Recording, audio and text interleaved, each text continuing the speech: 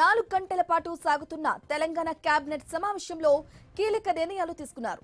హైదరాబాద్ మెట్రోను ఎల్ఎండ్టీ నుంచి పూర్తిగా స్వాధీనం చేసుకోవాలని తీర్మానం చేశారు.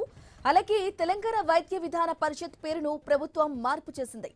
డైరెక్టరేట్ ఆఫ్ సెకండరీ హెల్త్ గా మారుస్తూ ఆ ఉద్యోగులను ప్రభుత్వ పరిధిలోకి తేనున్నట్లు తెలుస్తోంది.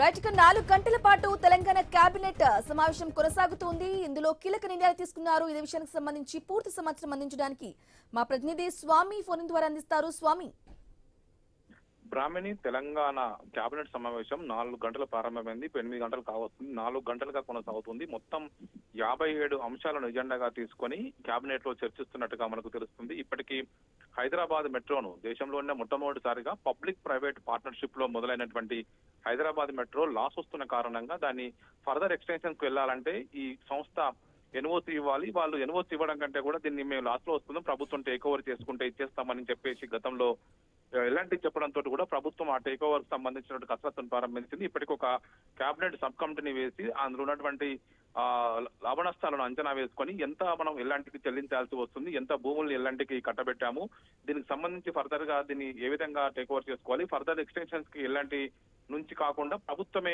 మెట్రోని హైదరాబాద్ లో మరిన్ని ప్రాంతాలకు విస్తరించాలంటే కేంద్ర ప్రభుత్వ సహకారంతో ఇటు రాష్ట్ర ప్రభుత్వం కలిసి దీన్ని ముందుకు తీసుకెళ్లాలని భావిస్తున్నారు. ఇందులో భాగంగానే ఇప్పుడు దీన్ని పూర్తి స్థాయిగా టేక్ ఓవర్ చేసుకోవాలని చెప్పేసి రాష్ట్ర ప్రభుత్వం కేబినెట్ లో నిర్ణయం తీసుకుంది. దాంతో పాటు వైద్య విధాన పరిషత్తును సెకండరీ హెల్త్ డిపార్ట్మెంట్ లోకి దాన్ని పూర్తిగా విలీనం చేస్తూ దాన్ని ఉద్యోగులందరూ కూడా ఆ దిశగా మారుస్తూ నిర్ణయం అయితే తీసుకున్నారు. దీంతో పాటు మరిన్ని అంశాలు కూడా చర్చిస్తారు ఈ కేబినెట్ లో.